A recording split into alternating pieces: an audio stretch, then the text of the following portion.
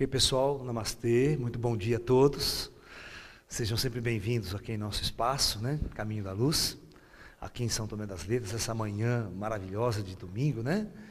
Os pássaros cantando, essa energia gostosa. O tema que nós escolhemos hoje para debater aqui, colocar para vocês, é sobre a questão do elo perdido. O que é isso? O elo perdido é a grande discussão da ciência, né? Desde tempos imemoriais, né? A pergunta é, de onde veio o homem? De onde nós viemos? Primeira pergunta, viemos do macaco?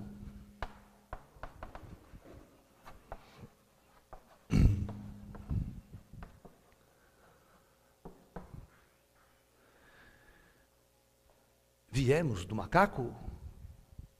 Será que nós, segundo a própria ciência, né, vem questionando durante muito tempo a evolução, a própria evolução da teoria de Darwin, darwinista, né? Toda a evolução das espécies, até chegar o macaco, por exemplo, aquele Homem erectus, Pithecanthropus, todo, né? A Lucy, todas as discussões, né, da ciência, da biologia, da paleontologia, da antropologia, essa coisa toda aí, essas discussões. Mas até hoje a ciência não conseguiu estabelecer a relação entre esse homem moderno e o macaco. Então, esse é o ponto-chave da questão dessa teoria. Viemos do macaco? Então, essa discussão existe. Existe aqui os macacos evoluindo e existe aqui, é como se o homem moderno ele aparecesse de uma linhagem desconhecida e os cientistas até hoje não conseguem estabelecer este elo da corrente. Por isso que chama elo perdido. Vocês estão entendendo? Segunda hipótese, viemos das estrelas?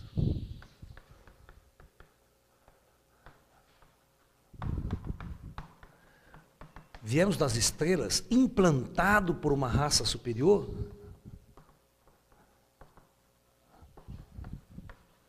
Uma raça de ET superior?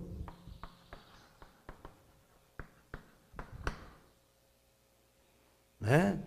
Aí você vai ler aquele livro que eu vou fazer uma palestra específica sobre o 12º planeta, que é aquelas teorias dos sumérios, das sumérios babilônicos, descrevendo toda a origem dos homens, dos Anunnaki, aquela interferência extraterrestre e tal. Essa discussão nós vamos falar num debate também muito interessante, fazendo a discussão sobre o livro do Zacarias Sitchin, né? Sobre o 12º planeta. Né? Essa é uma pergunta. Será que viemos implantados por extraterrestres? Será que nós somos uma experiência biológica de seres extraterrestres avançados? Tchan, tchan, tchan, tchan. E terceira hipótese, né? Fomos criados por Deus? Né?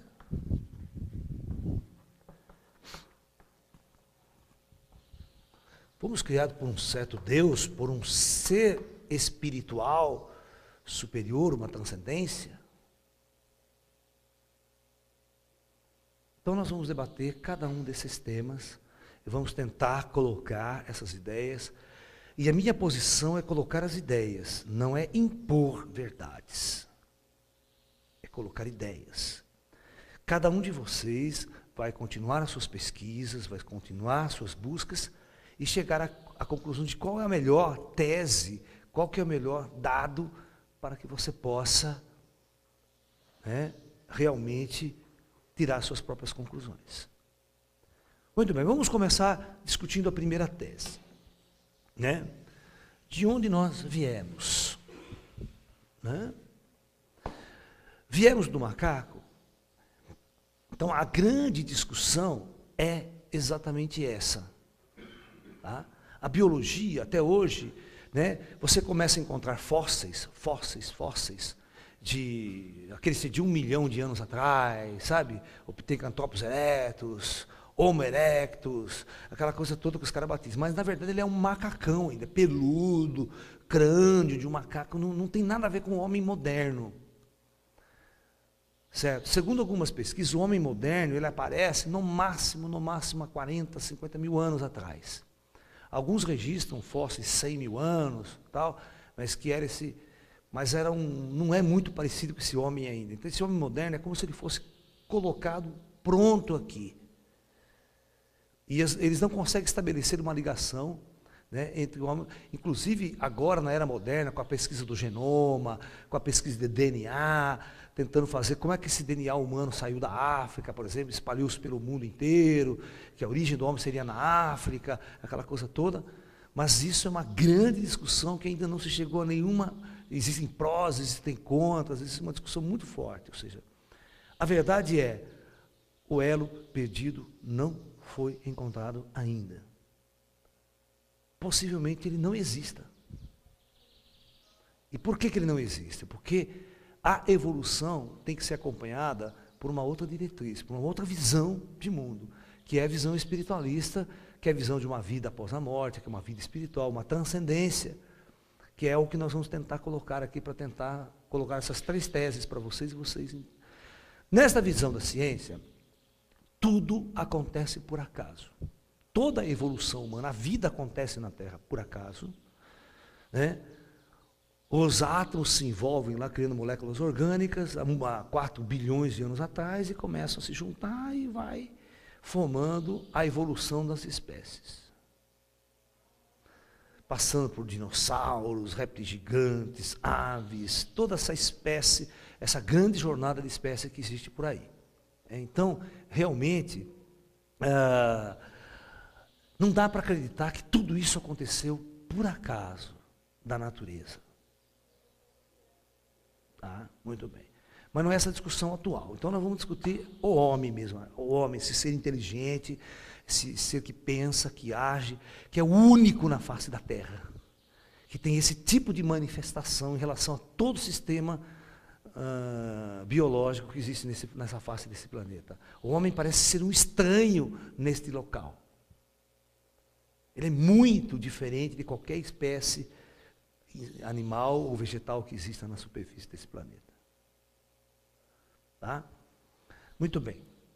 Então, essa questão fundamental. Não sei se vocês assistiram um famoso filme, né, do livro do Arthur Clarke, chamado 2001, Uma Odisseia no Espaço. Então, quando você assiste o filme do Arthur Clarke, 2001, né, Uma Odisseia no Espaço,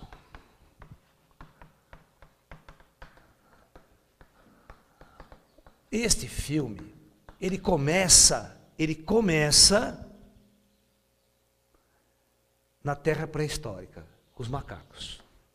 Uma tribo de macacos. Você pode ver, a primeira parte do filme é só macaco.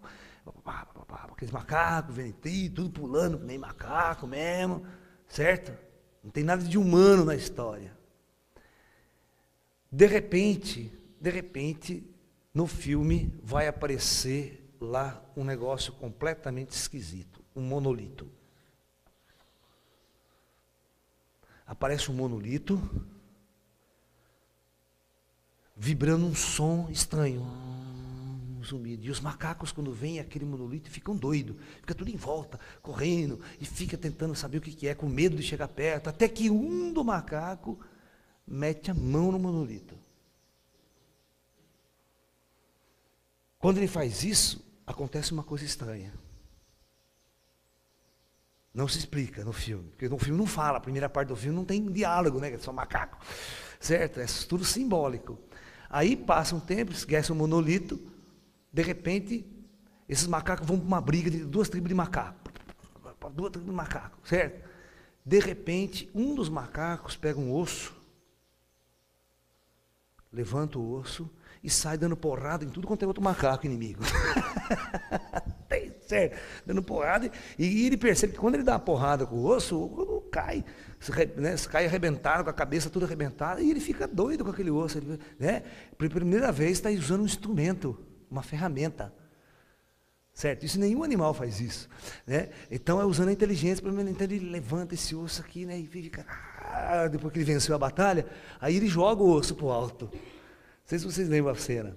Ele joga o osso para o alto e o osso sai virando e transforma numa estação espacial moderna, girando no espaço. Tá? Mas por que eu estou fazendo isso? Aí, veja bem, aí o filme se desenrola, tudo no futuro, aí os caras, 2001, né, já está época, todo mundo base na Lua, aí os caras base no espaço, aí os caras descobrem um objeto completamente esquisito na Lua. Na era moderna. E vai lá, qual é o objeto? Esse bendito monolito de novo. Entendeu? Um objeto estranho, de alta tecnologia, completamente fora de todo padrão que está ali. E todas as vezes que o homem chega e toca nesse monolito, aí o astronauta vai tocar no monolito de novo. É aí que é a chave do negócio. Então, o filme é esse, tá? Toda essa história, aquela coisa toda. Bom, o filme vai terminar com uma visita a Júpiter, né? Você sabe, né? O filme, a parte final do filme é uma espaçonave indo para Júpiter, para pesquisar Júpiter. E acontece aquela coisa dentro do computador, entra em pânico, né? Começa a matar todo mundo o computador. Aí vem as coisas de aventura do filme. Mas quando ele chega em Júpiter, tem um treco lá em Júpiter, na órbita de Júpiter. Que é de novo um monolito. Que fica ao lado da espaçonave, seguindo a espaçonave na órbita de Júpiter. E aí o filme se desenrola, tudo aí termina o filme. Aí. Depois ele vai fazer 2010, né? O ano que faremos contato, né? Que é a segunda parte. Então, na verdade, o segredo que eu quero contar para você, existe um livro escrito por Arthur Clarke, que tem o seguinte título: Como eu fiz 2001, uma Odisseia no Espaço. Então, exatamente quando você vai estudar o livro, ele vai fazer essa discussão aqui, ó. Uma fantástica discussão, como eu nunca vi antes. Ele vai apresentar todos os cientistas da época que ele pesquisou, todos os nomes para provar e demonstrar que apoiam esse dado, que não existe o elo perdido. O homem moderno aparece pronto na Terra inexplicavelmente. Por isso que ele colocou isso aqui, ó, no filme do macaco. É uma interferência superior. Ou seja, isto ele simboliza uma interferência superior, mudando o processo evolutivo da raça humana, interferindo no processo evolutivo da raça humana. Essa é a ideia que o filme quer passar, como se nós fôssemos fruto de uma manipulação de entidades e inteligências superiores. O fato de estarmos aqui não é o acaso, é exatamente a manipulação de uma inteligência muito avançada que no filme nunca aparece. Até no 2011, que faremos contato com essa inteligência, não aparece. E é muito engraçado, né, que tem um dado astrofísico muito interessante no 2010, o ano que faremos contato, que vai se passar em órbita de Júpiter, o tempo todo em Júpiter, tá? Eles fazem umas, porque a primeira viagem a Júpiter mela, né? Morre o astronauta, morre todo mundo, né? Por causa do computador entra em pânico, aquela loucura toda lá. E ninguém sabe o que acontece com o astronauta, perde contato com a base. Aí eles mandam uma segunda sonda para Júpiter, uma segunda nave para Júpiter, que é para resolver esse problema. Esse é o 2010. Né? Aí eles vão chegar em Júpiter novamente e está lá o bendito motor. Só que na Terra, na época que eles demoram 6, 7 anos para chegar com a nave lá em Júpiter, né? Esse tempo que eles estão na viagem, acontece um problema no planeta Terra e a Terra entra em colapso nuclear, em guerra nuclear. Pronto, prestes a uma guerra nuclear aqui. Já tinha estourado algumas bombas atômicas e ninguém sabia o que ia dar. Né? Aí é a base do filme, que é a interferência superior para mudar toda essa ordem evolutiva, que é a imunidade e extinção. Sabe o que eles fazem? O que esse monolito faz? Esse monolito está em órbita de Júpiter, tá aquela coisa, esse monolito mergulha em Júpiter.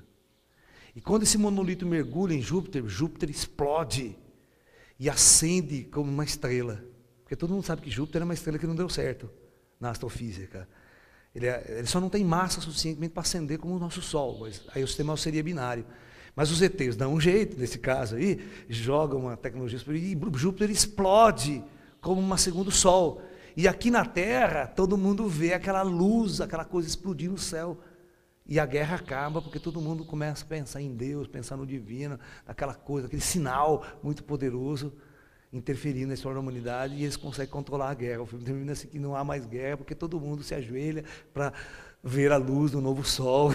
É um negócio muito louco, saca? Mostrando mais ou menos, novamente no filme, uma interferência superior para controlar os destinos da civilização. Então Arthur Clarke coloca bem essa discussão, mas tudo subjetivo, aquela coisa muito subjetiva, sabe? Você tem que pensar 1 milhão de vezes para entender o filme. Né? E o filme é muito coerente, por exemplo, quando essa nave está no espaço, aqueles foguetes estão no espaço, você não escuta um ruído, né? Porque você vai assistir Guerra nas Estrelas, puta explosão, não tem som no espaço, não existe som no espaço, entendeu? Não pode dar a maior explosão no espaço, ninguém escuta nada, só vê a luz. Inclusive, então esse filme, como é que ele vai resolver esse problema para não ficar chato? Então ele pega a nave começa a andar para se acoplar na estação orbital, só com a música Danúbio Azul. Faz aquele puta baleia no espaço, e sem um ruído de barulho de espaçonave, de nada, ela vai acoplando, tudo numa dança. É muito legal o filme, ele soluciona colocando essa coisa, porque não tem som no espaço.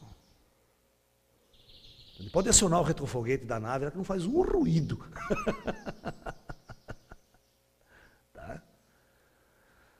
Muito bem. Então, fundamentalmente, nós chegamos à conclusão que até hoje a ciência não consegue estabelecer um elo evolutivo entre o homem moderno e os macacos. E a evolução que já veio. Os macacos continuaram e o homem aparece de uma hora para outra.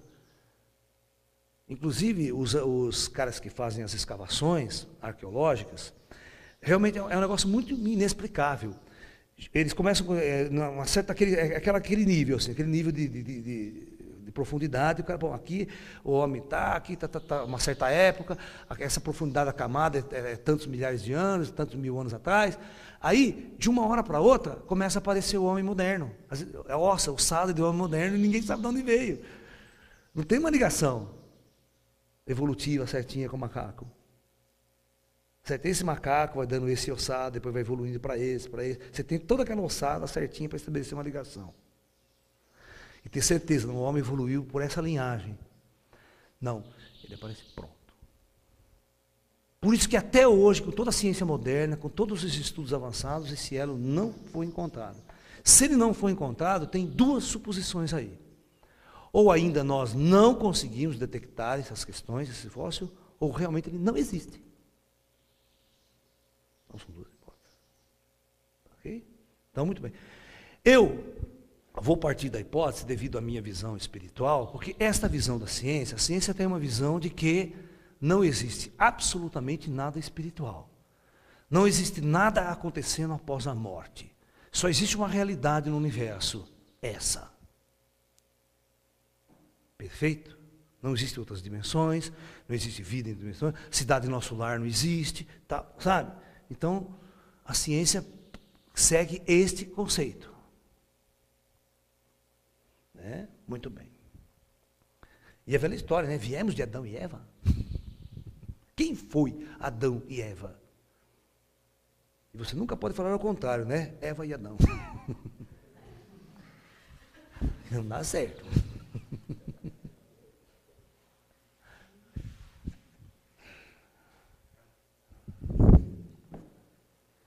Não captaram ainda a mensagem? Eu posso falar muito rápido. Então, a ideia central é essa. Vamos partir da segunda, né? Viemos implantados por ETs? Vamos discutir isso. 2. Somos uma implantação extraterrestre? Um implante ET. Por quê? Nós podemos pensar assim, por que essa hipótese ela não é também tão estranha? Hoje, nós estamos com a nossa tecnologia suficientemente para chegar até Marte, vamos assim dizer. Mas toda a ciência chega à conclusão que chega em Marte, não tem nada naquele planeta. É um planeta deserto, um planeta estéril, praticamente. A pergunta é, qual seria a capacidade tecnológica do homem de implantar vida em Marte? Implantar, não tem, então leva daqui. E nós vamos fazer um jardim em Marte. Vamos criar um ecossistema. Não tem água, vamos levar água. Primeiro, no começo, nós podemos fazer uma cúpula, podemos utilizar o solo marciano, né? Podemos transformar, tentar usar tecnologias para moldar a atmosfera de cá, aquela coisa toda, né? Cada vez mais com a tecnologia avançando, certas questões começam a se tornar possíveis. Né? Quem assistiu aquele filme, aquele famoso filme do Schwarzenegger, né? O Vingador do Futuro, né? Que ele vai para Marte, aquela história que ele ir para Marte, e tem aquelas máquinas antigas, marcianas, que os caras descobrem, aí acionam ela, e ela devolve a atmosfera para Marte, e devolve as condições de vida para Marte. Né? Então tem toda essa discussão. Então, se nós podemos pensar, se nós temos a condição de implantar vida num planeta estéril, nós humanos agora, por que há milhões e há bilhões de anos atrás, inteligências extraterrestres não poderiam ter feito o mesmo em nosso mundo? Implantado a vida aqui em nosso mundo. Trazidas essas espécies dentro da espaçonave, sortava aqui, como se fosse um jardim. Por que não? Então, esta é uma hipótese que a gente tem que pensar, que a gente tem que discutir, levar em consideração, né? Mesmo observando que o universo é uma coisa muito grande, muito fantástica. As possibilidades disso ter acontecido é muito grande. Né? Hoje, com as nossas pesquisas de disco voador, ET voando por aí, né? De repente você fala assim, né? Ai, mas os ETs estão abduzindo, que falta de respeito dos ETs, são ETs maus, que abduzem, faz experiência, tira amostra daquilo, amostra daquilo, amostra daquilo, amostra de unha, amostra de cabelo, amostra de tudo, enfia coisa onde não deve enfiar, né? Aquela coisa que dá até medo de ser abduzido, né, Carlão? Estou fora. Né? Aquelas coisas todas. E de repente, se nós pensarmos de um outro ângulo, se todo o nosso corpo biológico que nós estamos usando, veja bem, nós usamos um corpo biológico e não sabemos nada sobre ele. Não sabemos como ele funciona, como ele foi feito, absolutamente nada sobre ele. E se chegar uma construção de inteligências avançadas, onde a nossa consciência está usando apenas? E a responsável por esse corpo são eles. São esses ETs, são essas inteligências, que estão aqui só trabalhando com a sua criação.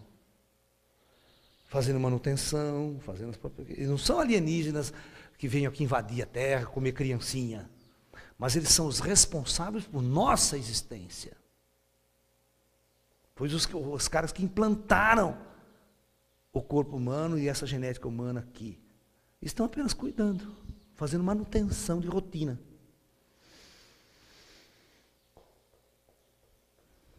É uma hipótese. Muito avançada, mas é uma hipótese. Então, somos um implante extraterrestre? Você tem que pensar nas possibilidades, né, de ter esta visão. Essa visão pode ser acoplada com uma outra que a gente vai tentar expandir mais agora, que é a ideia do meu trabalho em cima do Projeto Terra. Todo mundo que quiser conhecer o meu trabalho a fundo, na parte esotérica, tem que começar por esse Projeto Terra, ou o livro ou a coleção de 8 DVDs. E quem quiser a parte científica do meu trabalho, vai lá com física quântica e espiritualidade. Né? São duas coisas que a gente tenta integrar e unir. Não é uma situação fácil, é uma coisa muito difícil unir ciência e espiritualidade. Elas sempre caminharam, parece que distante uma da outra, em direções opostas. Integrá-las é uma tarefa bastante complexa. Tá? Mas a gente está tentando fazer isso. Então, na verdade, se você pensar que a nossa galáxia tem cerca de 13 bilhões de anos de idade,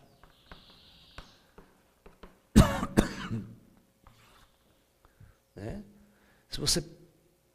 Nós vamos chegar no questionamento mais interessante ainda aqui, que a gente vai tentar. 13 bilhões de anos atrás. As estrelas, a nossa galáxia é uma configuração assim, ó, espiralada, tal. Ela tem um núcleo. É interessante que, olha, 99, ó, o número de estrelas da galáxia é da ordem de 200 bilhões.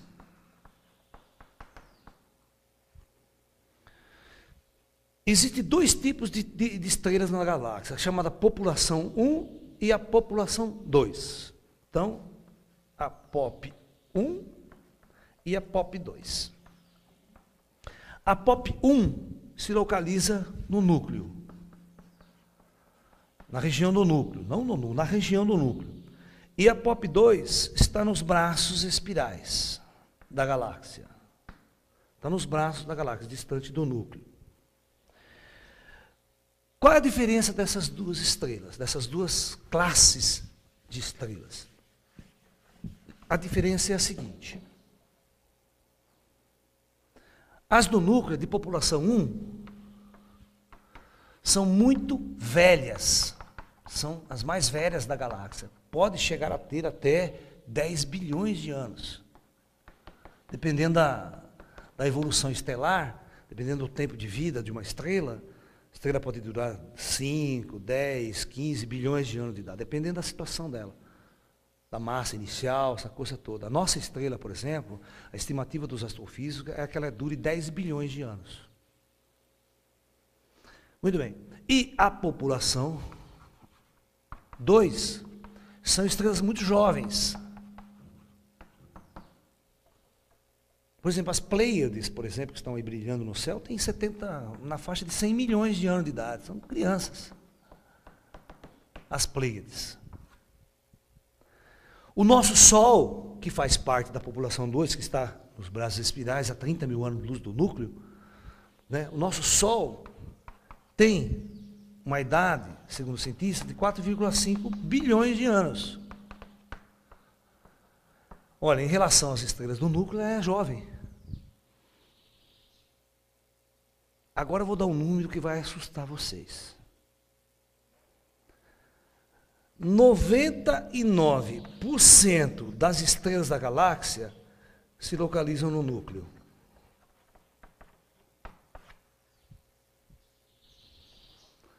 Vocês entenderam? 99% das estrelas se localizam no núcleo. Olha, o que é 99% de 200 bilhões? E essa população é muito mais velha. Mesmo que você pensasse numa evolução simplesmente darwinista, biológica, a possibilidade de você ter raças evolutivas, extraterrestres, bilhões de anos à nossa frente, estatisticamente é muito alta. E a evolução poderia ter começado, vamos pensar biologicamente, aqui, e esses seres poderiam estar fazendo o quê? Colonizando a galáxia. Espalhando pela galáxia como um todo. E isso aqui é só a nossa galáxia, hein? Como a nossa galáxia tem bilhões de outras galáxias no universo. É bilhões. Então, vocês têm que pensar, se você pensar em Deus, tem que pensar num Deus que tinha mania de grandeza. Muito grande, tudo é muito, muito grande, muito grande. Você tem que entender por que tudo isso é muito grande, por que se fez tanta. E hoje os astrofísicos, né, que estão começando com instrumentos mais modernos, detectar sistemas solares ao redor de estrelas mais próximas de nós aqui, e eles estão percebendo que a cada estrela que você pesquisa, planetas são descobertos. E o planeta é uma coisa muito comum ao redor de estrelas. É comum. Vocês estão me entendendo? Então, O que significa? Significa que haveria condições suficientemente para nós, do planeta Terra, sermos, sim, colonizados por seres extraterrestres. Toda a vida que existe nesse planeta pode ser implantada. Não tem nada de natural. Mas aí uma pergunta ainda fica no ar. Qual que é a grande pergunta que fica no ar? De onde vieram os ETs? Você não pensaram para parar nisso? Quer pergunta? Mas, se nós somos a implantação dos ET, maravilha, tudo bem, aceito. E agora, de onde veio o ET? Eu quero saber o primeiro ET da galáxia. É uma boa pergunta, né? Foi ao acaso? Também ao acaso, os DNA, as moléculas lá num planeta, no núcleo da galáxia, perto do núcleo, né? Igual a Terra, do nada, foi assim, se juntando, falou assim, vamos fazer, né, uma celulinha, vamos fazer um coacervado. Coacervado, se não sei, é os primeiros núcleos de células que o pessoal acha que evoluiu nos oceanos, tá? Né? Um átomo falou para o outro, vamos fazer um coacervado? Reuniu-se para fazer um coacervado. Quero saber quem é que decidiu. Então, essas discussões, né, porque a física, ela não gosta de sistemas organizados. A natureza, toda a estrutura de vida, ela contraria as leis da termodinâmica. Todo sistema físico, segundo a física, segundo a termodinâmica, tende a um sistema de maior desordem possível, que a gente chama de mínima energia, gastar o mínimo de energia possível. Essa é uma das leis fundamentais da termodinâmica. Por exemplo, se eu soltar esse giz aqui, ó, ele quebrou em 3 pedaços. Ele se espalha. A tendência é ele... Dificilmente você... Eu pergunto, qual que é a possibilidade de eu jogar esses 3 giz agora e, ao bater no chão, eles virarem um único pedaço?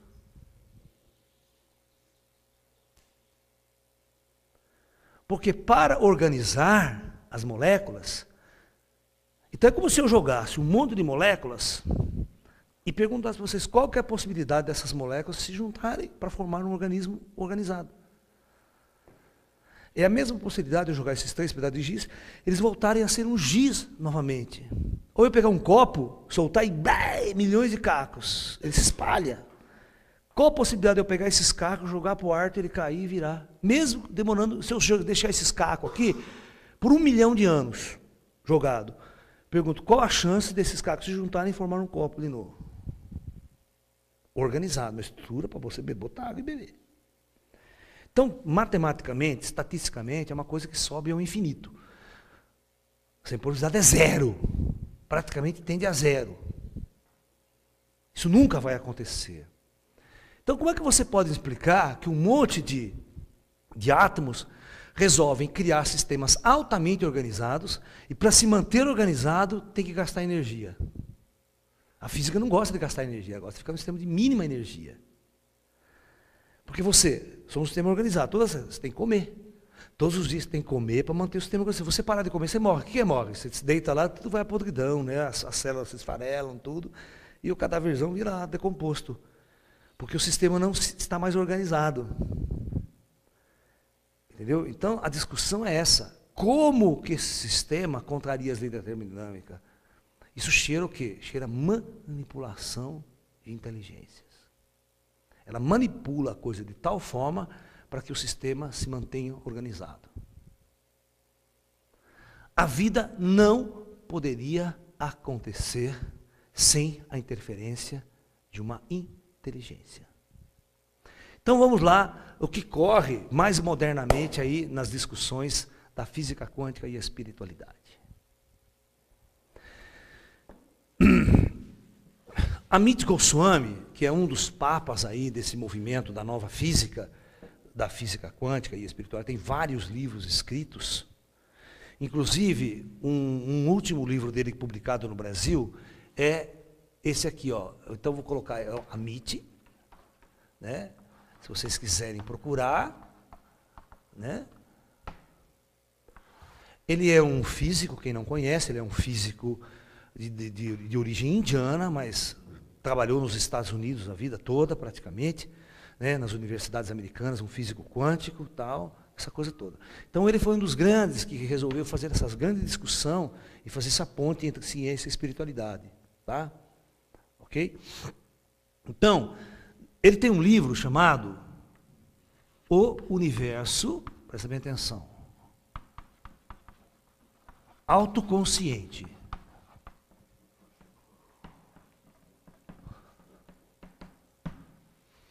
Então ele vai discutir duas teorias evolucionárias. Ele vai colocar em xeque a teoria evolucionária darwinista. A teoria biológica darwinista da evolução era chamada de teoria ascendente, ligado à consciência. O que é essa teoria biológica darwinista diz? Ele diz que uma consciência ou uma inteligência avançada como nós, de criar coisas, o homem inteligente, só é possível existir após uma evolução biológica do cérebro. Sim? Então, é uma visão de que a inteligência ou a consciência, ela só existe porque existe um cérebro avançado para gerar essa consciência. Então, a consciência é gerada no cérebro, no organismo biológico chamado cérebro. E só o homem na Terra tem essa capacidade e tem um cérebro com a capacidade de criar uma consciência inteligente e manipular e fazer o que nós fazemos.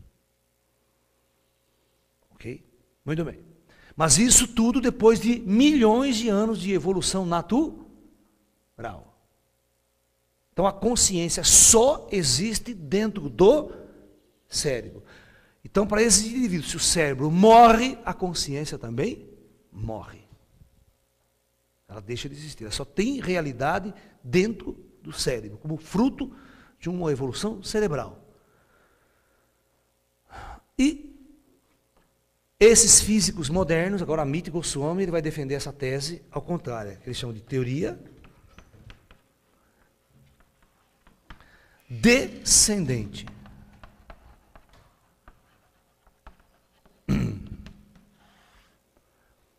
Essa teoria descendente agora é muito louca, presta atenção. Esses cientistas pregam que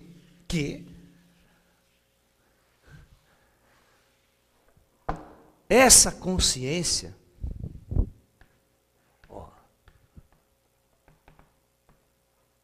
ela, de acordo com as leis físicas, ela necessariamente tem que ser anterior à matéria.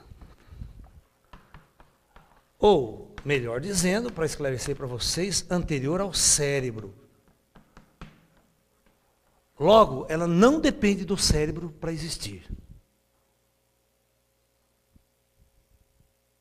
Porque a história é a seguinte, a discussão é a seguinte, você começa a discutir, como é, quem decide, essa que era a história, quem decide que os átomos vão se juntar para formar um organismo vivo, e depois cada vez mais complexo, até chegar no cérebro humano. Então a discussão física é essa, se não existir uma inteligência anterior, ou uma consciência anterior a tudo isso, que crie isso, a vida não poderia existir. Então, a discussão fundamental, e é uma discussão real, pode ler esse livro aí, tal, vocês vão ver esse debate, essa discussão, não é eu que estou inventando, são grandes inteligências, grandes físicos, grandes filósofos debatendo isso, biólogos no meio, tem biólogos, cientistas que já debatem isso também, discutem essas ideias também, tá? Da chamada teoria descendente, ou seja, mostrando que a consciência, ela existe, ela existia antes de qualquer ser vivo habitar a Terra. E antes de qualquer ser vivo no universo possuir corpos biológicos na superfície de planetas. A gente pode ir mais longe. Com base nisso, com base nesses estudos que estão em desenvolvimento, foi que eu desenvolvi o Projeto Terra, que é, na verdade, uma experiência mística minha, né?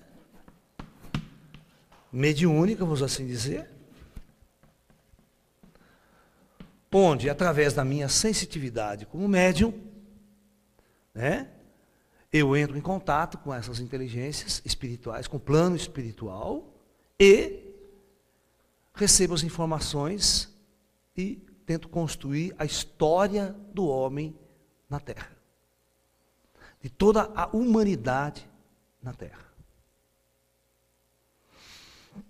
Então, como essas teorias que existem em debiológica, ela é uma discussão extremamente, vamos assim dizer, primária no sentido da consciência, né? E o Amit Goswami, ele vai descendo tanto numa consciência anterior à matéria, uma consciência anterior a tudo, que ele vai chegar num ponto que é a história do Big Bang, ele vai chegar lá no Big Bang. Então, quem decidiu pela criação da matéria no universo? Quem vai decidir pelo Big Bang? Quem vai decidir? Então, ele vai dizer que existe uma consciência anterior a tudo isso. Tem que existir. E essa consciência toma decisões e dá diretrizes para o universo físico, material, existir e acontecer. É como se existisse uma inteligência criando o próprio universo mesmo, de estrelas, galáxias, dentro de certas regras, dentro de certas leis, para que tudo isso pudesse funcionar como funciona até hoje. Okay? Então, nós podemos, partindo desta ideia, e sendo uma coisa mais avançada, colocar para vocês a ideia do Projeto Terra. A ideia do Projeto Terra é o seguinte: existe, anterior a tudo, ao Big Bang, uma inteligência cósmica. Né? Uma inteligência cósmica. Essa inteligência cósmica, nas tradições esotéricas ou espirituais, pode ser chamada de Deus, pode ser chamada de Brahman, né, pelos hindus, e assim por diante. Ok?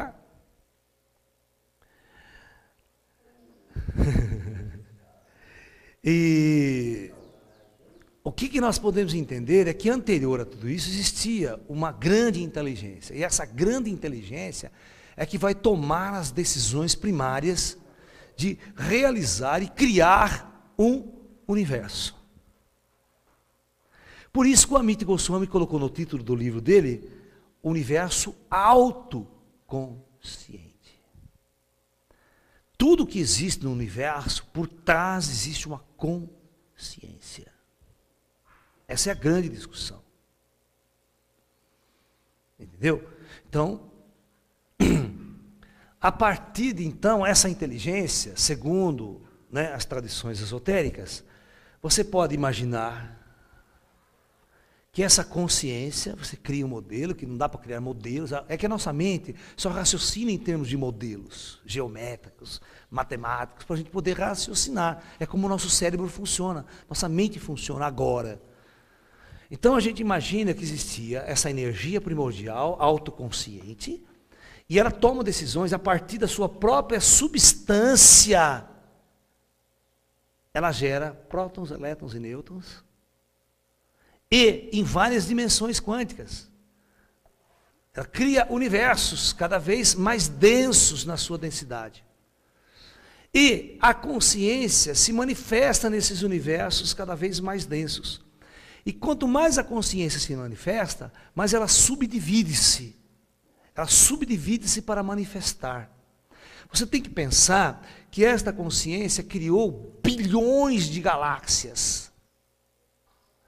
E essa consciência tem que se manifestar nesses bilhões de galáxias.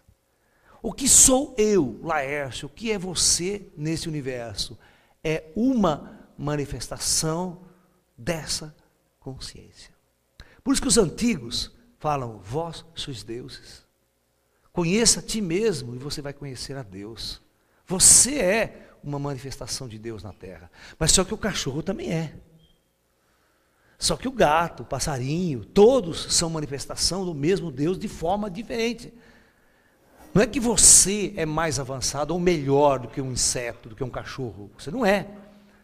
Você é uma manifestação diferente do mesmo Deus, da mesma consciência cósmica.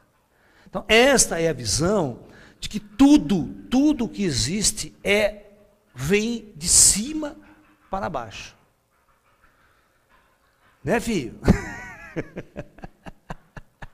Eu tenho um filho meu fazendo a festa aqui, para quem está vendo a gravação, é um cachorro, é o Ananda, que ele chegou do passeio turístico dele pelo mato, e agora veio aqui brincar com a gente. Né, Ananda? Vem aqui, filho. Vem mostrar, vem aparecer para o povo aqui, vem, traz ele aqui, Arielle. Pega ele pela coleira. Pega a coleira, com medo de se sujar, mulher, pega lá. Mas não vai vir com uma bolacha aqui. Ah. Vem, Ananda. Ananda, vem cá com o papai. Vem. Vem aqui. Vem cá. Vem aqui, filho. Ah, mas veio a Tuca. E agora veio a outra. Falei, agora veio o papai. Vem aqui, meu filho. Vem cá com o papai. Tá aparecendo ele ou não? Baixa a câmera aí. DJ passear, é? Vocês vieram passear? Ai. Eles saem, vão para o mato, volta tudo sujo. Então vamos continuar aqui o bate-papo nosso. Então, dessa maneira, nós temos uma outra visão agora da origem do homem. Você quer ver? Se você imaginar que primeiro existe uma grande inteligência cósmica, vamos chamar Brahma, bora qualquer nome que você quiser. Não importa, o nome que você dá não importa, são apenas nomes. E aí, ela vai criando universos cada vez mais densos, até chegar no plano material, na matéria, do universo conhecido, planetas, superfície e tudo mais. Então, você pode imaginar que todos esses universos aqui são materiais também. Então, vamos supor que esse universo aqui chama o plano astral.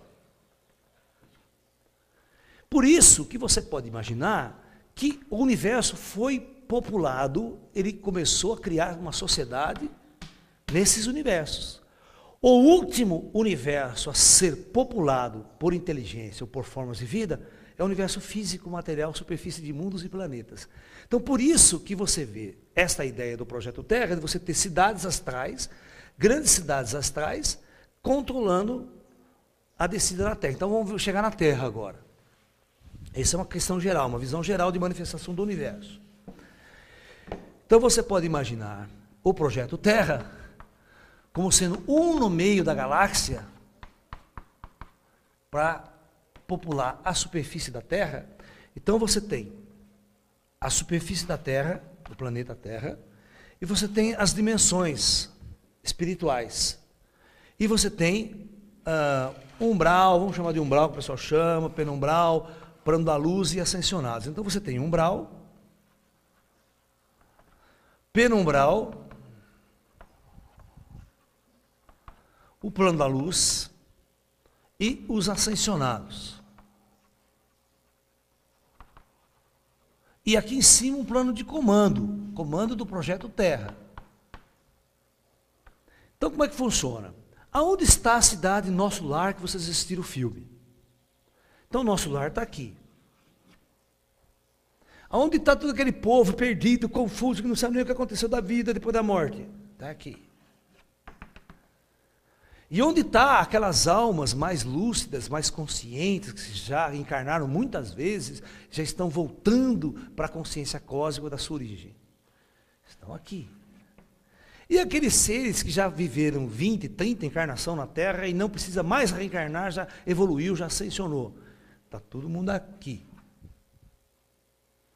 Mas, aí é que está. Então, por esta visão, quem é e quem são as pessoas que estão aqui na superfície da Terra usando um corpo?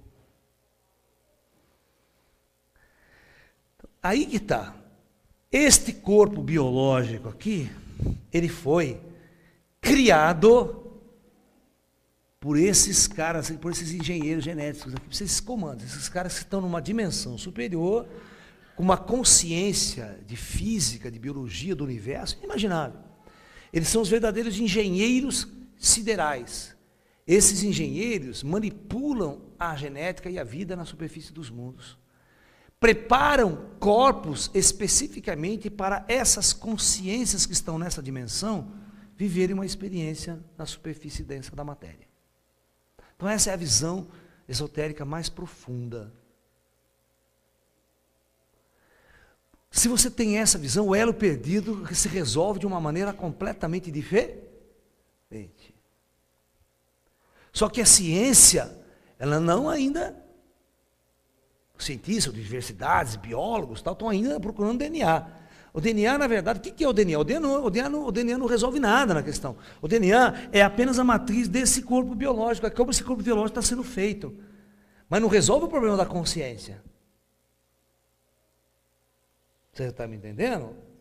Então essa é uma parte, é uma roupa física. Você não consegue chegar no âmago da consciência do espírito, por exemplo.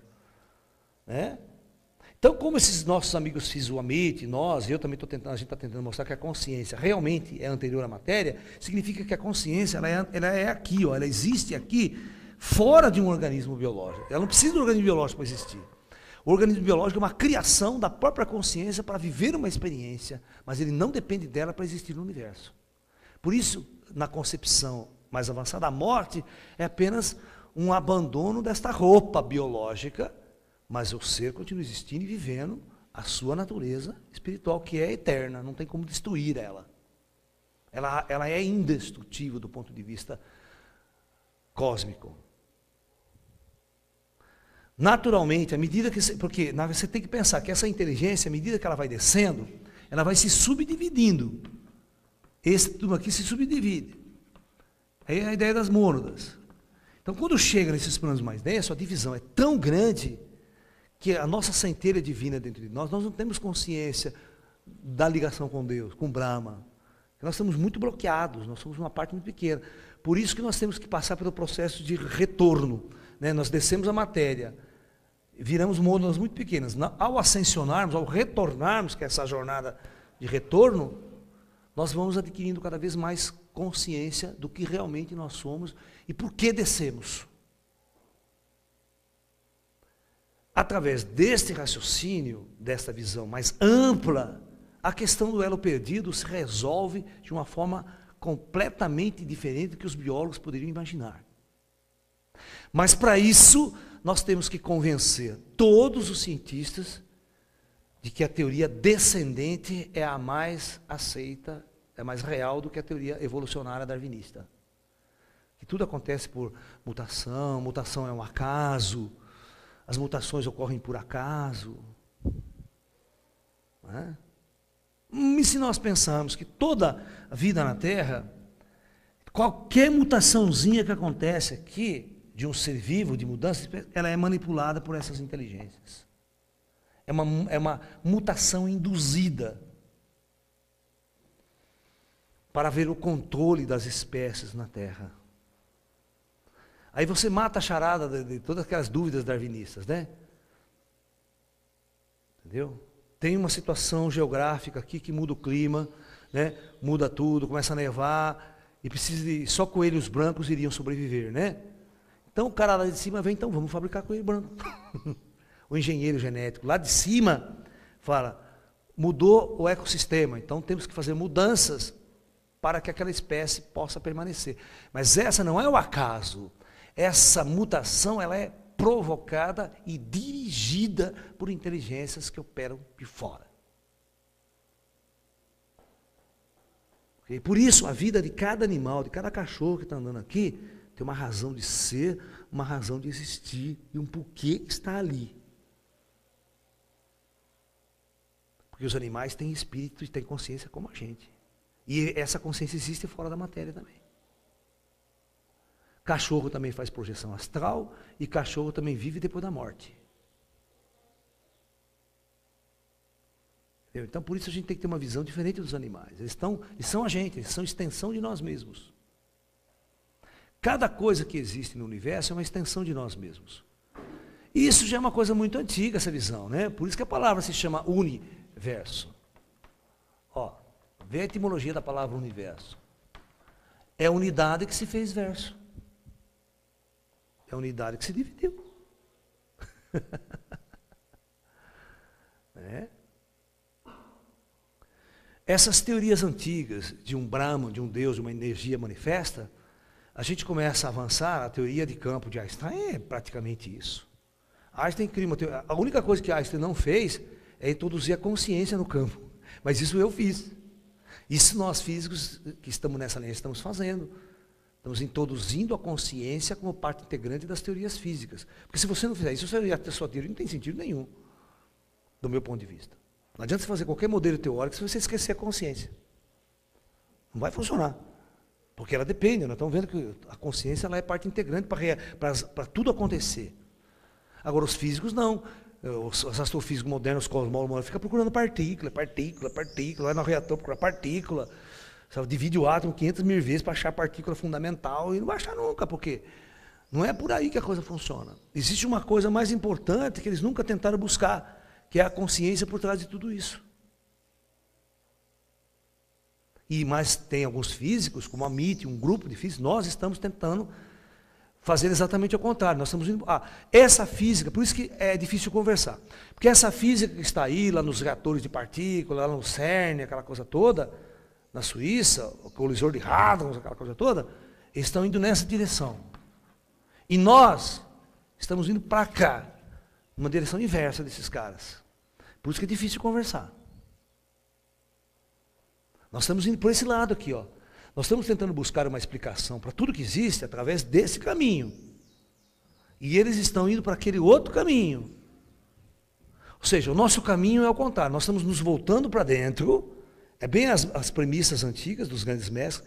Descobrir o que eu sou, estabelecer um contato com a minha alma, e a minha alma estabelece contato com o plano espiritual. Aí eu tenho as informações.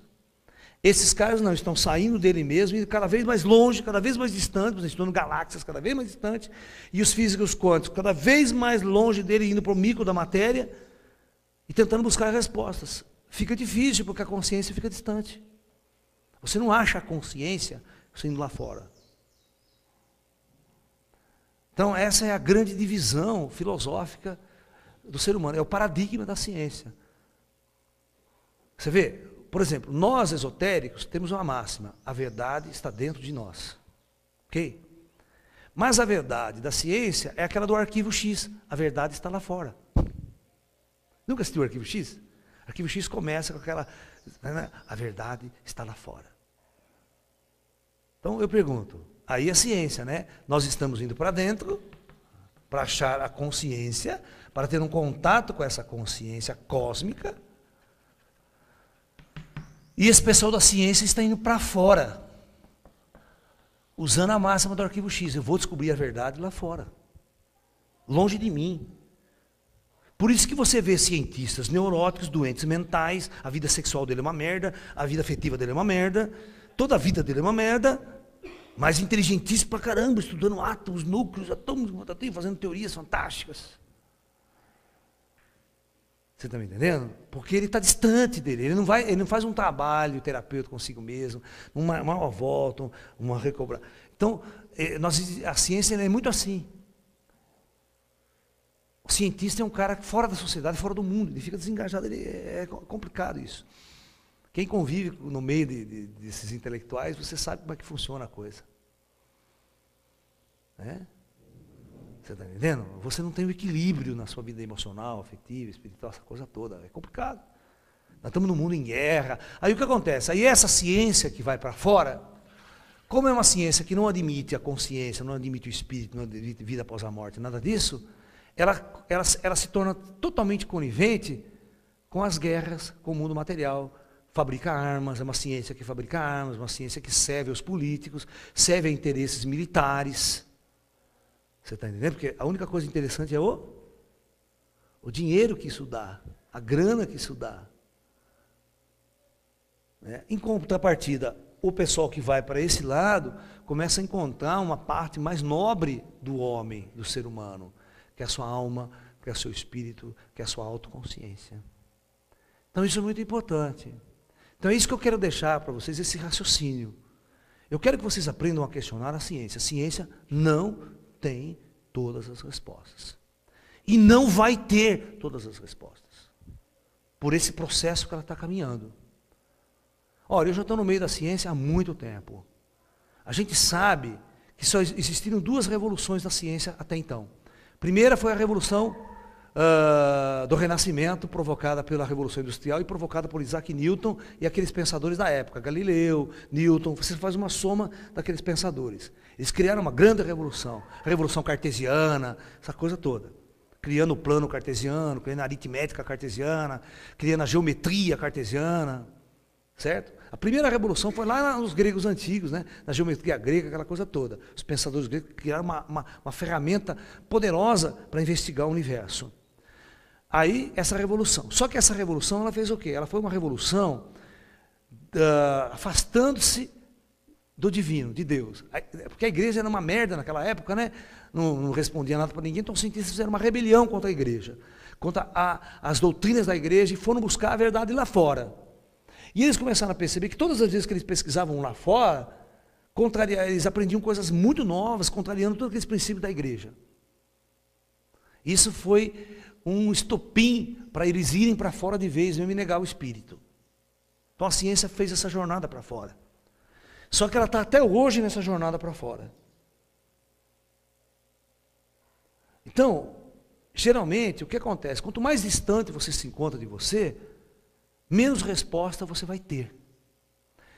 A segunda revolução que nós chamamos é a revolução da física quântica, que é chamada física moderna, né, que é a física quântica e a teoria da relatividade. Depois dessas 2 revoluções que aconteceram no século passado e começo do século XX, nunca mais teve grandes revoluções na ciência. Uma revolução de revolucionar a teoria que fizesse esse porte de coisa. Não, ninguém descobriu mais nada.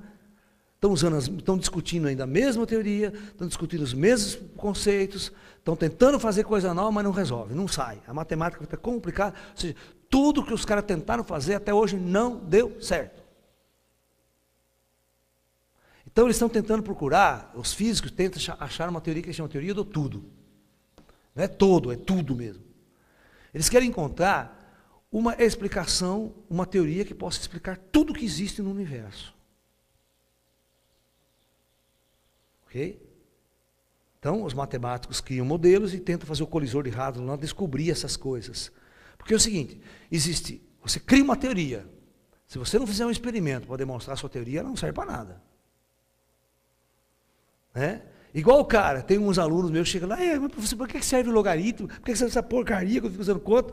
Né? É aquela mesma história, é verdade. Se não tiver uma aplicabilidade real e sólida, ela não serve para nada, você não quebra a cabeça, um brinquedo de criança. E a matemática tem milhões de coisas assim. Se você fizer um curso de matemática, você vai simplesmente aprender um monte de coisas inúteis que não servem para nada. Só para a matemática ficar brincando lá com o computador, com as coisas. Mas não tem aplicabilidade prática nenhuma. Certo? Mas o que acontece? Acontece que são muitas coisas interessantes. Às vezes um cara matemático, ele faz uma coisa aqui que não serve para nada. Porque ele não é físico. Aí um físico, ele está lá fazendo um monte de cálculo, um monte de conta, um monte de dúvida, ele fala, porra, preciso de uma matemática para tentar. Então ele vai buscar aquele matemático que fez aquela coisa que não servia para porcaria, ele fala, serve para mim, isso daqui que eu vou usar no meu negócio aqui. Foi o que aconteceu com Einstein. Einstein precisava demonstrar os campos gravitacionais, as curvaturas de campo. E não tinha matemática para isso. Então ele foi buscar um cara chamado Riemann, um russo, que tinha feito uma matemática para uma geometria de espaço curvo. Geometria em cima de espaços curvos. Muita geometria complicada de tensorial, tensor, aquela merda toda. Ele falou, não, essa aqui vai servir para mim aqui, para me explicar o que eu estou fazendo aqui. O Riemann não sabia nem para que servia. Entendeu? Então aí o cara vai lá, o Einstein pega essa matemática, utiliza essa ferramenta que já existia de um outro cara, para tentar explicar o modelo da gravitação dele. Porque é muito difícil um cara sozinho, hoje não tem maneira de fazer tudo, como o Newton fez. Ele fez a matemática, fez a teoria física, não vai fazer. Porque o esforço é muito... Por exemplo, vou tentar mostrar uma ideia para vocês. Vocês acham que sozinho você não vai fazer. Vocês acham que sozinho vocês vão descobrir tudo. Não vai fazer. Por exemplo, vocês sabem, um computador. A Microsoft, para desenvolver o Windows, quantas mil pessoas trabalham no programa? Você pensando que é um cara que trabalha, que faz o Windows? é 4 a 5 mil pessoas trabalhando 12 horas por dia para desenvolver o Windows. Um cara sozinho não vai fazer. É muito trabalho, é muita dor de cabeça. Um chip. Você acha que hoje em dia um cara inventa um chip sozinho? Tem que ter uma puta de uma tecnologia de máquina, puta outra aquele, um monte de matemáticos trabalhando junto para desenvolver aquela. Por exemplo, você acha que um cara sozinho faz uma bomba atômica? Você sabe quantas pessoas trabalharam para fazer a primeira bomba atômica americana? Vocês têm noção? Projeto Manhattan é uma coisa assim de mais de 300 mil pessoas. 300 mil pessoas trabalhando no projeto Manhattan, cada um fazendo uma parte do projeto, desenvolvendo, para que no final desse uma bomba atômica. Então, esquece que hoje não vai mais acontecer uma revolução de um homem só. Ou você entra num grupo de pesquisadores de inteligência, que cada um faz uma parte, cada um discute umas coisas, e aí você tem uma coisa pronta. Não vai existir, não é mais igual o Leonardo da Vinci fazia tudo sozinho, projetava tudo sozinho, certo? E por isso que ele nunca conseguiu fazer nem um terço do que ele projetou, né? Porque não dá, é humanamente impossível.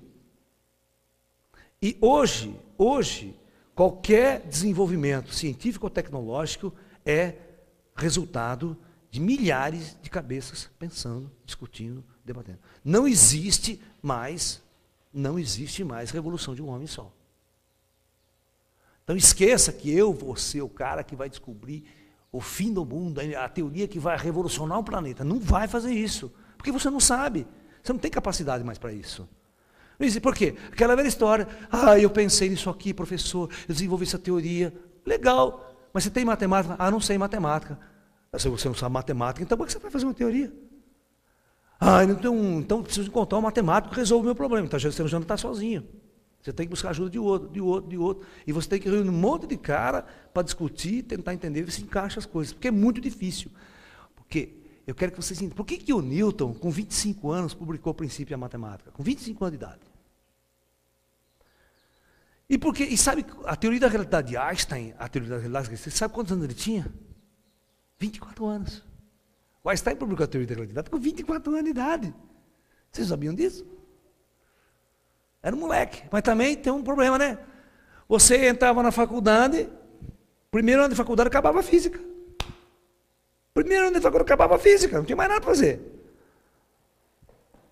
E aí, ficamos olhando para a cara do outro, o que nós vamos fazer na faculdade? Acabou a física. Porque no colegial, tudo que vocês estudam no colegial, acabou a física de Newton.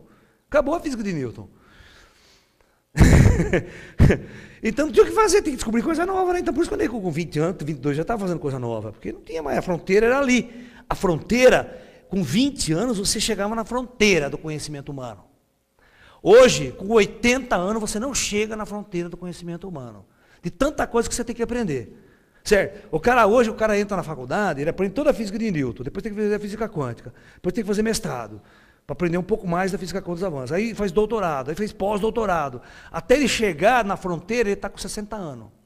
Agora que ele vai tentar descobrir uma coisa nova. Aí o cara já está morrendo, já está com a esclerose múltipla, já está fodido, né? Não tem mais como. Vocês estão me entendendo que se torna impossível se fazer uma grande revolução na ciência, porque o cérebro não tem capacidade para absorver toda essa informação. Então, esqueçam que vocês vão fazer uma revolução de um homem só. Nós não vamos fazer isso. Tá? Nós temos que nos conformar que o momento da ciência é um paradigma. Esse caminho tem que ser mudado. E a grande resposta pode estar numa jornada para dentro. Onde nós vamos descobrir aquilo que sempre existiu e sempre esteve ao nosso lado, que é o plano espiritual, que é toda a existência da espiritualidade ao nosso redor. Aí está o segredo para resolver qualquer coisa da ciência. Não é fazer teorias mirabolantes. Cientistas não vão aceitar essa coisa, vai ser uma perda de tempo. Por isso que eu não faço isso. Eu fiz essa teoria minha, joguei ela no mercado, mas você está pensando que eu fico que nem louco para tentar divulgar ela? Estou um pouco me lixando. Exatamente pelo quê? Pelo fato de que não é tão importante isso. A revolução interna é mais importante. Não dá tempo para o planeta. O planeta vai numa guerra nuclear, vai num conflito. É mais fácil do que fazer uma revolução assim. Não dá tempo. As mentes estão muito divididas. muito individualizadas para entender esse sincronismo que existe no universo. Então, é mais fácil o plano espiritual intervir, os ETs intervir e criar uma revolução, do que nós próprios criarmos essa revolução. Pode dizer, nós não vamos criar essa revolução. É muito mais fácil a gente ir para a autodestruição. Tá ok? Então é isso. Pensem nisso e tentem seguir os caminhos aí à frente e ver qual é o ponto mais inteligente da gente caminhar hoje em dia, qual é a melhor ferramenta para um verdadeiro autoconhecimento. A ciência, nós precisamos utilizar ela, porque ela descobre coisas muito interessantes e dados para as nossas pesquisas e nossa jornada. Porque se você for para o esoterismo fanático, você se torna um fanático, você se torna um religioso tão tolo quanto qualquer outro que esteja andando por aí. E você não chega a respostas, a conclusões nenhuma. Ok? Então o equilíbrio entre informações da ciência e a espiritualidade, você caminha com os pés no chão. Ok? Então é isso. Porque tem muito esotérico aí que raiva, porque teve um contato, teve uma experiência mística, se acha o Deus na face da Terra, né? Se acha o direito de ditar verdades para o planeta inteiro. É um mega guru, né? Entendeu? Que nem os mega pastores, né? Que vai na televisão, fala para milhões, Deus falou comigo hoje, porque Deus disse, como se ele tivesse a procuração falando com Deus, tomando café com Deus. Né? Os discursos dos caras são assim. Namastê, muita paz e até um próximo encontro, gente. Muita paz.